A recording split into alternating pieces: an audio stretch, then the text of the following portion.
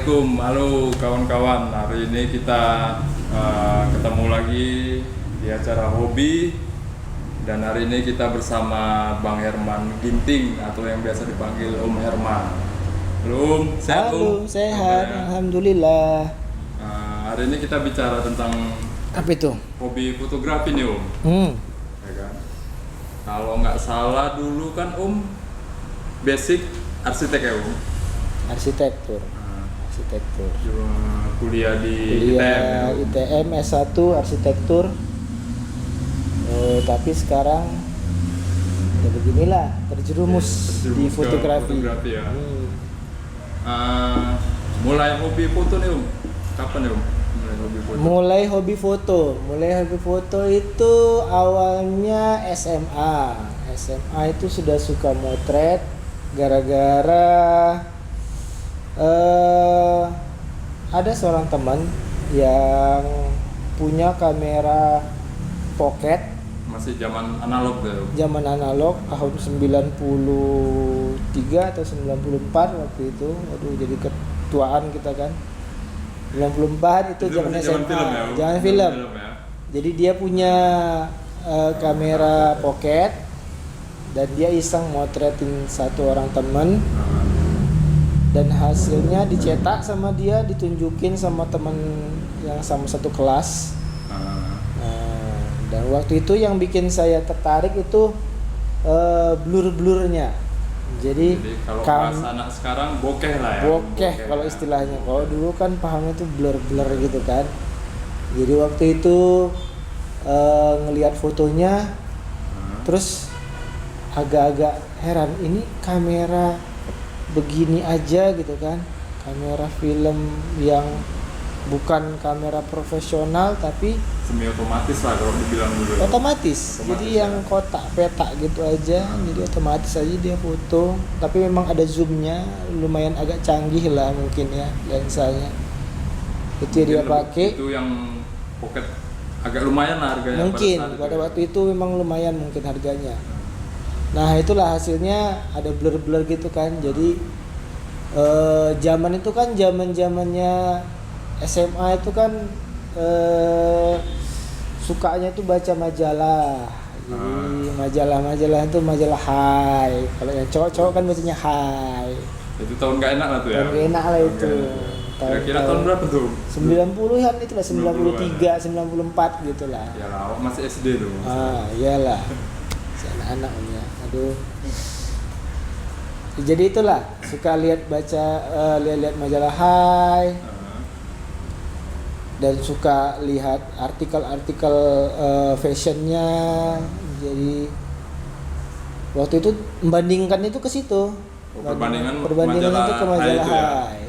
Jadi Berarti, di majalah dari SMA sampai zaman kuliah itu terus hobi motret. Itu hobi motret terus. Kamera masih minjam atau udah mulai beli sendiri nih? Jadi waktu SMA itu kan mesti pinjem. Waktu mulai kuliah itu di arsitektur, sekalian butuh juga foto-foto. Jadi sudah beli kamera SLR. SLR pertama itu Yashica. Jadi itulah hobi-hobi motretnya dari situ awalnya. Itu masih zaman tetap film ya? Masih film. Berarti untuk cetak pun sudah belajar? Belum. Masih... Itu hanya foto-foto gitu aja. Berarti masih antar cetak. Iya, antar cetak. Nah, kepikiran untuk serius nih ke fotografinya kan kalau nggak salah sempat selesai kuliah kerja di konsultan. Iya, betul. Konsultan, terus sempat tinggalin konsultan, belajar fotografi nih yang bikin betul-betul tertarik ke fotografi nih. Jadi waktu itu setelah selesai kuliah sempat bekerja di konsultan arsitektur. Hanya saja pekerjaan sehari-harinya merasa kurang serak dari yang dibayangkan. Terus sudah mencari-cari ini alternatif pekerjaan apa gitu atau di tempat yang lain, sampai lihat acara TV. Dulu sering lihat acara TV, ada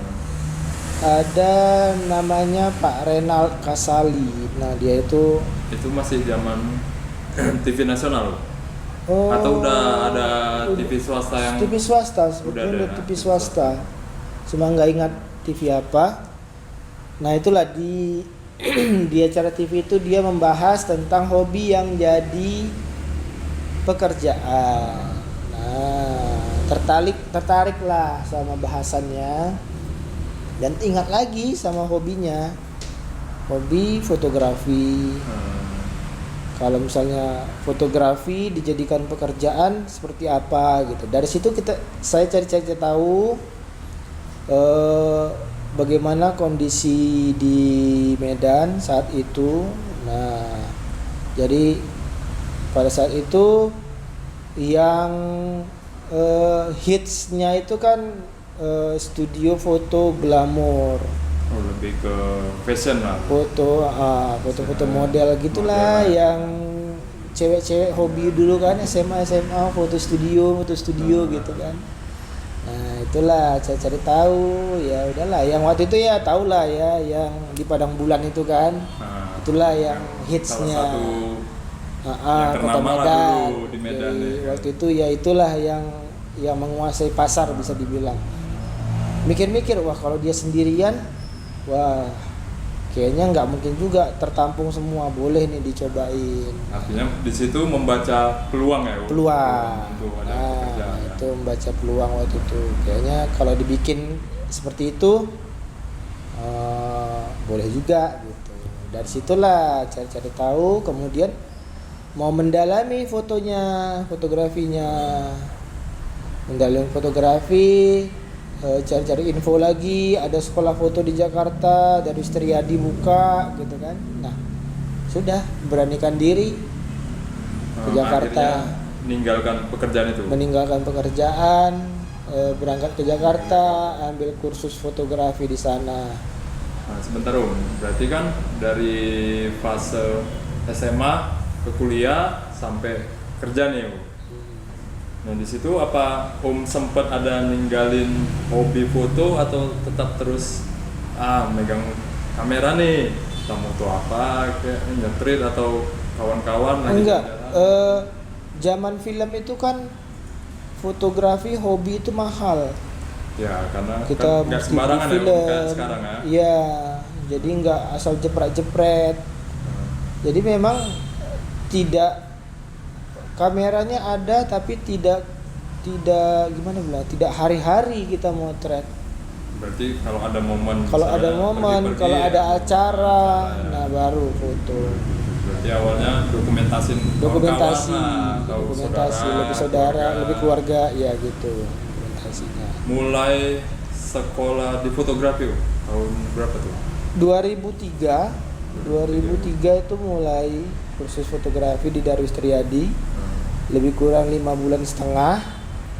Akhir 2003 sudah balik ke Medan. Sudah selama di sana sudah belanja peralatan tuh semuanya.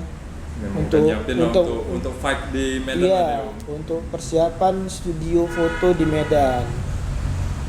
Lampu-lampunya, kameranya, backgroundnya, aksesoris segala macamnya itu sudah di 2003 sudah masuk zaman digital. Nah, atau masih untungnya saya itu film? gitu. Untungnya saya itu 2003 itu adalah peralihan dari film ke digital.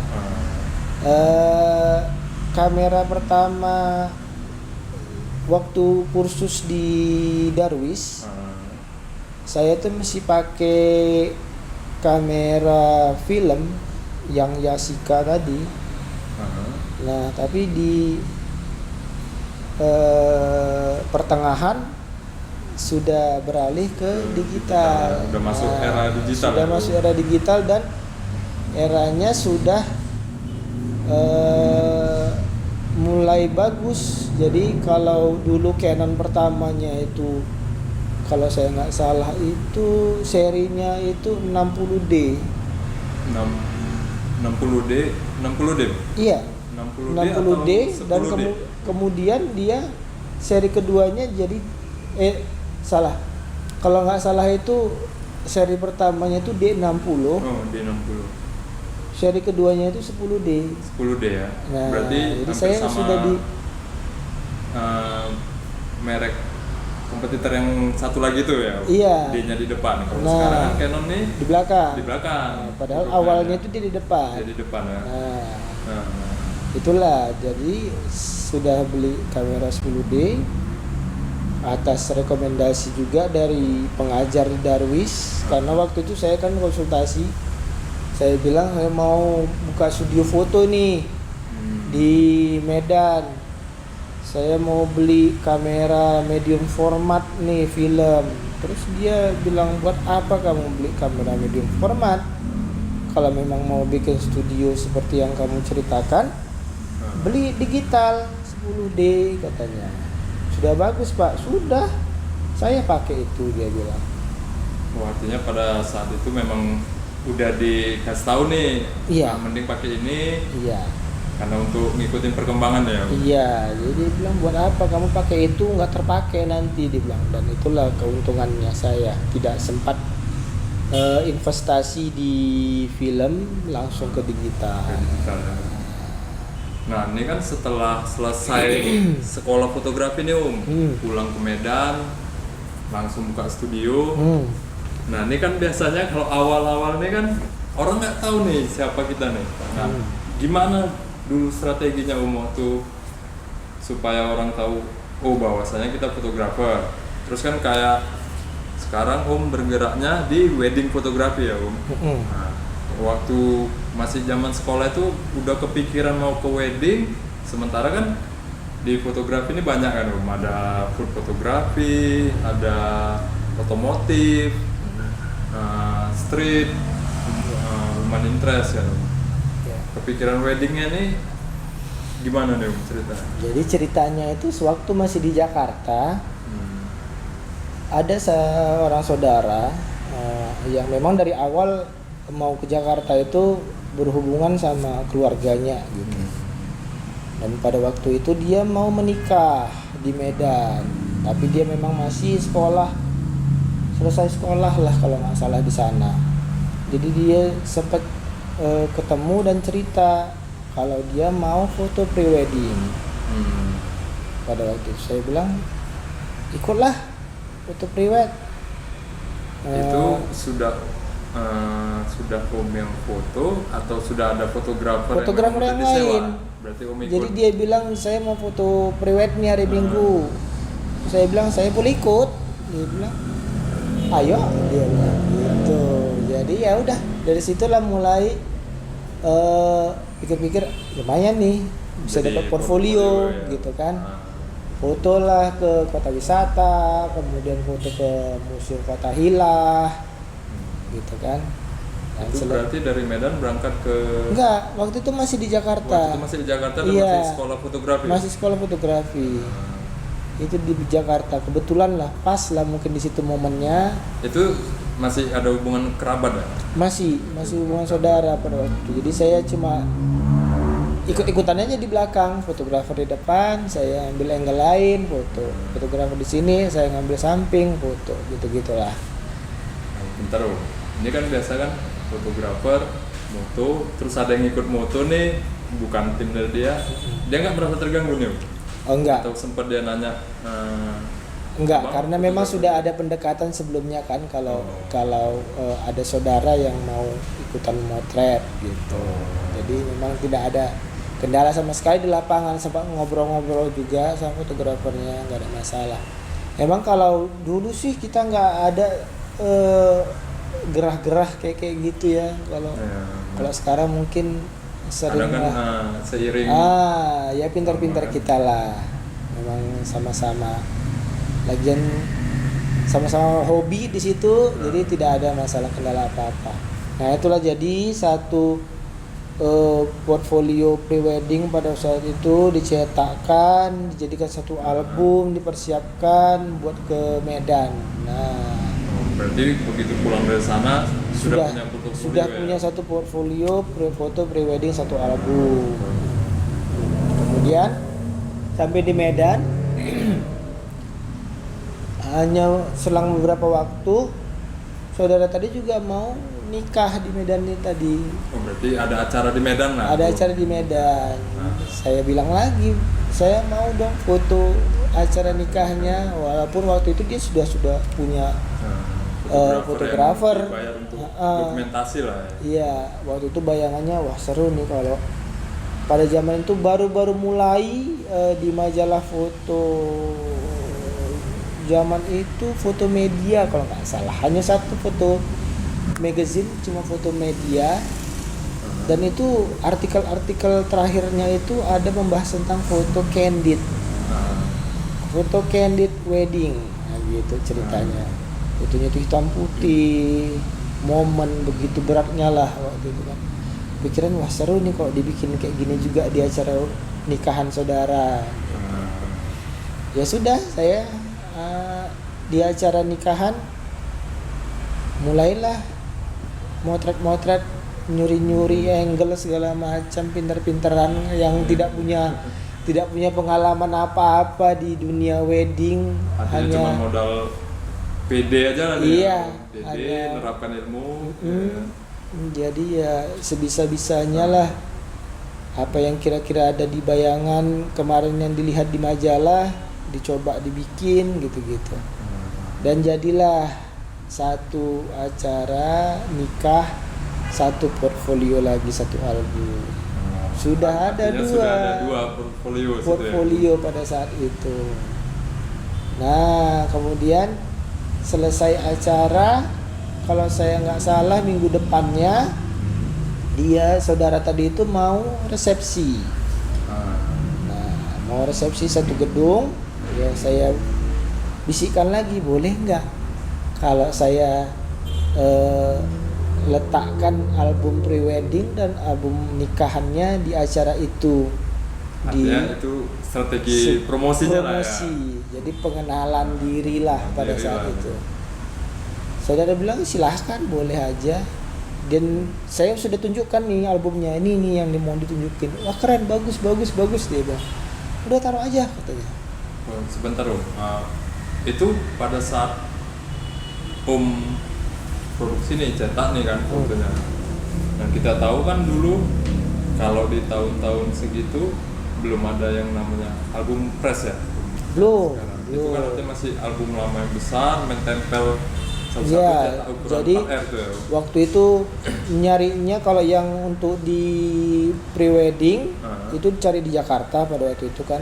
Jadi memang saya bukan cari yang tempel. Waktu itu pergi ke daerah Pasar Baru yang di Jakarta, pasti kalau kawasan fotografi jualannya dagangan segala macam itu di sana. Oh, berbagai macam mau butuh apa lah aja ada di situ tentang fotografi. Sana cari satu album, ada album tempel yang kertas pakai double tip. Kita memang usaha betul, nggak simpel sama sekali ngerjainnya, satu-satu kita tempel di double tip, tempel lagi ke albumnya, ditempel lagi dari depannya. Jadi kerjanya kerja keras lah ribet kalau untuk yang prewedding. Sampai di Medan waktu mau bikin satu album weddingnya, cari album yang sama seperti itu belum ada. Lumayan keliling, dapat di daerah sini ada satu album juga kertas dan harus double tip tapi tidak ada cover atasnya lagi. Jadi ya satu album kita harus double tip. Saya cetak ukuran postcard sama 7 inci.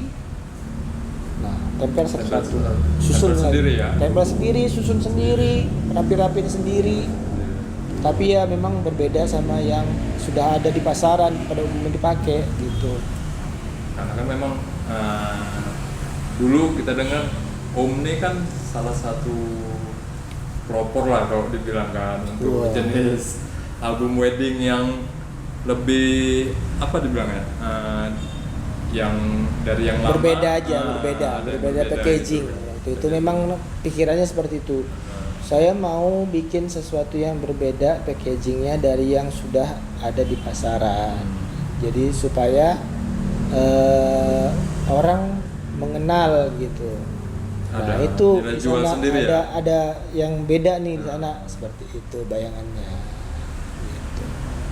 Nah, dari portofolio itu terus berapa lama lagi tuh dapat Nah, yang benar-benar dapat klien dari luar? Itu kan biasanya prosesnya nggak bentar nih kan? iya. Jadi pada waktu tadi saudara resepsi, saya bawa meja satu, saya bawa meja, taruh albumnya dua, saya cetakkan kartu nama, saya rakkan di situ, susun, dan saya tunggui di acara resepsi tadi. Berarti Jadi setiap semua tamu yang datang ya lihat, dia ambil, kartu ya, nama ya? dan begitulah pada saat itu yang ada di dalam bayangan yang tidak pernah jualan foto ini. Ya, yang Bayangannya sama sekali nggak tahu, tidak tahu cara mana mau apa-apa, jual. nggak tahu apa-apa, dunia yang sama sekali buta mau seperti apa, taunya seperti itu, bayangannya begitu, ya udah itu yang saya kerjakan. Nah, Artinya apa yang terlintas itulah yang itu aja dibuat ya. gitu. Sambil belajar lah. Dibandingkan sekarang kan lebih mudah nih. Oh Untuk iya. media promosi kan, Iya. ada media sosial, Iya, atau betul. apa gitu kan. Kalau dulu memang belum sampai ke sana waktu itu pekerjaannya. Jadi dari situlah awal mulanya dunia wedding yang saya kerjakan. Dari situ juga awalnya klien pertama datang dari Acara nikahan saudara nih ya? nikahan saudara. Jadi memang harus apa-apa itu teman dan saudara itu memang Membantu lah ya. membantu. Kita Ya. promosi atau apa ya. Iya, itulah awal mulanya. Dari situ mungkin dia klien pertama datangnya itu ya dari situ. Dari situ. Dia ambil kartu nama, dia hubungi saya dan tidak lama. Oh, itu prosesnya Tidak nggak lama. ya?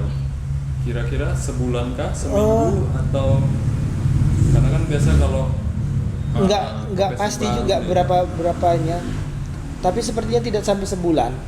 Enggak sampai sebulan dari situ saya sudah dihubungi sama klien pertama acara nikah dan calonnya itu juga berasal dari Jakarta, calon pengantin prianya, dan hobi foto juga. Itu juga. Jadi Kebantunya di situ lah ya. nah, jadi disitulah mungkin kliknya. Jadi dia tahu mau apa. Dia sudah foto prewed juga di Jakarta. Dia tahu saya portfolionya bagaimana, seperti apa. Dia tahu maunya apa.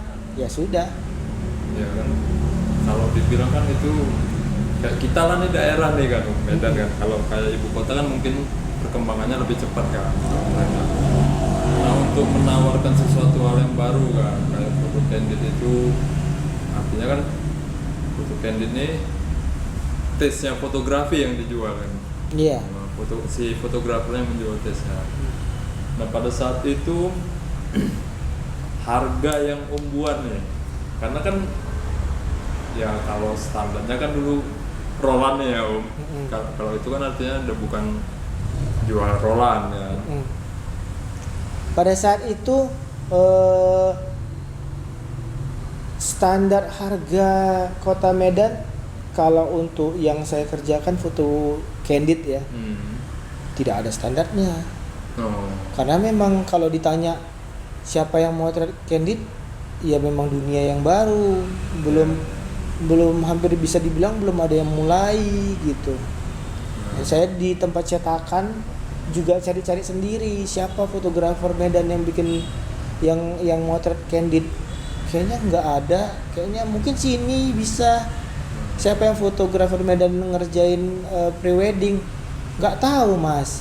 Tapi kayaknya di sana sini si Anu juga bisa gitu-gitu masih. Jadi masih emang dunia prewedding dan candid fotografi pada waktu itu masih awal-awal sekali di Kota Medan. Ya orang pun masih belum paham lah ya. Iya, jadi kalau ditanya standar harga, standar kerja, memang ya hampir dibilang tidak ada standarnya. Tidak ada Jadi patokan. memang waktu itu saya hitung-hitungannya itu masih sebatas biaya produksi, dan dikalikan sekian, begitu-gitu aja lah. Artinya cari hitungan sederhananya lah. Cari yang sederhana aja, sudah dapat untung sekian, ya lumayan nih gitu. Bisa 3 kali biaya produksi, untungnya mungkin sudah bisa dibilang cukup lah ini. Cukup lah ya. Nggak kemurahan dan tidak kemahalan untuk seorang fotografer pemula waktu itu. Artinya dari klien pertama yang benar-benar klien itu kan, karena dia di hobi fotografi juga, kita lebih enak nih kan. Nah setelah itu artinya kan kita harus nunjukin dulu nih portofolio kita.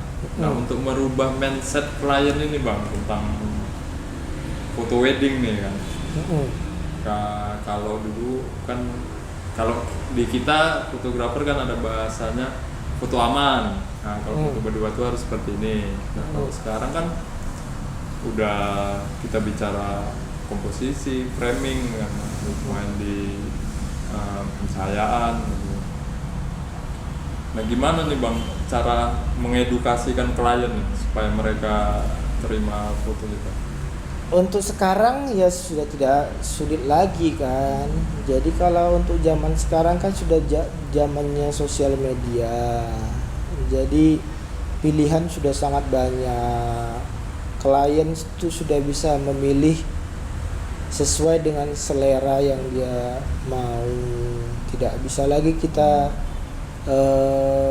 bilang ini yang bagus, itu tidak, itu yang bagus, ini tidak, kan nggak seperti itu lagi. Jadi pilihan tuh sudah sangat banyak. Pada waktu dulu kan tidak seperti itu. Pada waktu itu ya kita masih edukasi, ini loh foto dokumentasi, ini loh foto gayanya saya, inilah foto pre-wedding, ini loh foto candid namanya, gitu kan. Meskipun kalau kita patokan yang mana candid, yang mana dokumentasi, yaitu untuk saat sekarang sudah hampir tidak ada perbedaan lagi gitu. Hanya saja sama aja ya. Hanya saja istilah itu masih dipakai untuk bahan jualan, kan seperti itu. Artinya antara foto dokumentasi dengan candid itu sebenarnya tidak ada batasan khusus sebetulnya kan. Jadi kalau untuk sekarang kan, kalau saya lagi sendiri tidak lagi membatasi. Saya nggak mau ngerjain dokumentasi, saya hanya candidnya aja, terkecuali permintaan itu datang dari konsumen. Ya abang nggak usah ngerjain, nggak usah motret dokumentasinya bang, abang candid aja, oke, fine, nggak ada masalah. Tapi kalau tidak ada permintaan khusus seperti itu, ya kita motret dengan gayanya kita pada waktu di saat butuh foto dokumentasi, foto bersama, ya kita ambil fotonya. Tapi kalau tidak, ya kita foto sesuai sama gayanya kita, gitu. Artinya kita tetap ngikutin maunya si konsumen, kita sisipin dengan gayanya kita. Dengan gayanya kita, dengan caranya kita. Mulai berkembangnya nih, Coklat Fotografi nih Om, ya kan? Karena owner di Coklat Fotografi ini. Itu tahun berapa Om?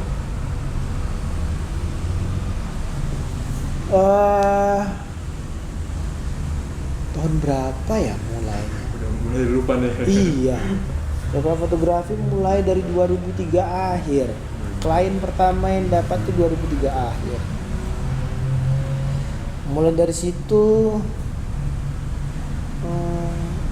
ya berkembang terus sih.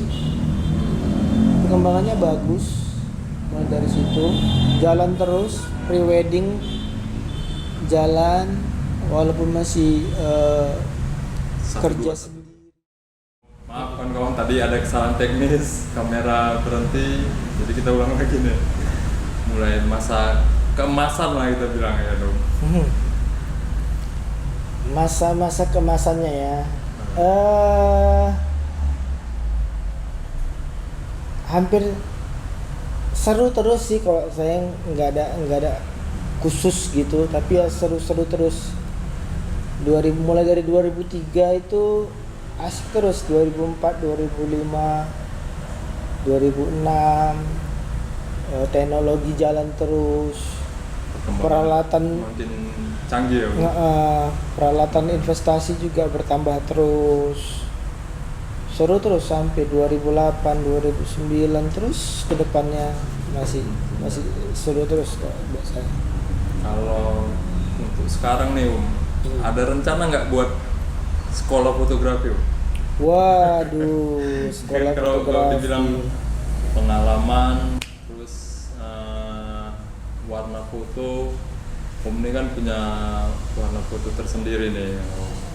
Nah, jadi sebetulnya Om Herman ini termasuk salah satu orang yang mengajarin saya tentang fotografi nih sebenarnya. Makanya kita coba tanya sama Om Herman nih, ada rencana nggak buka sekolah nih? Karena kan kayak sekarang fotografi udah jadi tren ya Om. Jadi Ya. apa dibilang tren ya kalau Ya. sekarang. Sekolah fotografi sampai saat ini belum ada niat sama sekali. Tawaran untuk ngajar foto itu, wah, mulai dari tahun berapa ya? Mungkin 2008, 2009 itu sudah ditawari ngajar fotografi. Cuma memang bukan tidak mau, tapi memang tahu batasan juga ya. Saya bukan basic pengajar, kalaupun bicara fotografi sekedar sharing aja, bukan seorang guru apa gitu ya. Jadi memang niat untuk buka sekolah atau mengajarkan foto itu emang sampai saat ini belum ada kepikiran sama sekali. Artinya lebih senang kalau berdiskusi nih ya. Iya, itu saya lebih suka. Kalaupun ada sharing atau workshop atau apa, itu lebih nyaman ya. lebih nyaman daripada harus masuk kelas mengajarkan A sampai Z gitu. Enggak. Memang kan kalau kita menjadi seorang guru ini kan harus benar nih cara Iya. mengajarnya kan. Iya. Urutannya harus benar. Iya, ada urutannya ya, ada bang. Belum lah kalau untuk mengajarkan. Lebih ke udah lah, kalau saya mau datang sharing-sharing, kita sharing Iya. sambil ngopi nih kan Om. Iya, Kebetulan ini udah suara pecahan es. Nah jadi kawan-kawan, sebenarnya enaknya kalau sharing di Coklat Fotografi ini sama Om Herman ini bisa sambil ngopi-ngopi nih, karena Om Herman ini sekarang udah buka coffee shop ya Om. Coffee shop take away. Take away ya. Ah. Tapi kalau minum sini bisa ya Om? Bisa. Bonus ngobrol-ngobrol kalau di sini. Artinya minum kopi, dapetin foto ya kan Om? Bisa. Nah tuh jangan ragu-ragu kawan-kawan kalau Iya. mau ngobrol tentang foto, tapi sambil beli kopi lah pulangnya ya kan Om? Iyalah. Masa bercakap-bercakap Ngobrol aja aja kering kita lah, nggak ngomong nggak ngopi ya kan. kan? Jadi bisa datang ke Di mana Om? Sugar Brown Coffee itu Jalan Setiabudi Titi Bobro. Kalau udah sampai Titi Bobro, sampai di jembatan udah kelihatan lah itu. Sama mie Aceh? Ya? Sama mie Aceh seberang-seberangan sungai aja. Wih, Nah, cukup dekat. cukup dekat sekali. Bukanya nih Om. Buka Gak apa-apa lah standar kita jam kerja lah, endorse usaha sedikit sendiri ya. ya. Iya. Jam 10 sampai jam 6 sore bukanya. Hari Senin sampai hari Sabtu. Senin sampai hari Sabtu dari jam 10, Jam 10 sampai jam 6 6 sore. Nah, tuh. Yes. Nanti kita buat lagi kok di bawah jam bukanya. Kalau mau ngobrol-ngobrol ambil ngopi ya kan. Iya. Nah, ini Om terakhir nih. Apa istilahnya tips atau masukan lah buat, terkadang kan orang, wah foto kok cantik, karena pakai kamera mahal gitu kan. Nah sebetulnya kan kayak sekarang nih kan teknologi udah cukup mendukung nih ya kan, kayak handphone sekarang udah canggih. Apa nih tips-tipsnya buat kawan-kawan yang mau mulai hobi di fotografi nih? Tips fotografi yang buat yang hobi fotografi, kalau memang mau serius belajar foto, belajar dengan cara yang baik dan benar. Kalau memang mau bikin foto yang bagus, lihatlah, sering-seringlah melihat foto-foto yang bagus, ya. Jangan cepat puas sama diri sendiri, karena belajar foto itu bisa dibilang tidak ada batasnya gitu. Artinya mau kapan pun. Iya, dunia bisa foto belajar. itu berkembang terus, teknologi itu berkembang terus, ya. Jadi yang dulunya susah dipelajari, harus kursus, sekarang sudah ada. Semenjak era digital kita sudah bisa pelajari dengan mudah. Ada YouTube, ada sosial media. Ya, informasi sudah gampang kita cari ya. Iya, ada grup-grup foto. Nah, belajarlah dari situ. Ya. Tidak harus formal juga, tapi kalau kita belajarnya serius, cari Benar, tahu ya. dan Serius benar, dan benar, ya. iya, pasti bisa menghasilkan foto-foto yang baik dan bagus. Jadi kalaupun misalnya kadang kan orang, aduh saya nggak punya uang nih, mau beli kamera bagus nih, tapi saya punya handphone nih. Nah itu sebaiknya gimana nih Om? Handphone sekarang tuh sudah sangat canggih kan. Nah. Jadi cobalah di Explore googling lebih ya, explore dalam, dari, karena ada istilah dalam dunia fotografi, the best camera is the one that's with you gitu. Jadi kamera yang terbaik itu adalah kamera yang ada sama kamu, yang kamu pakai, yang kamu gunakan gitu.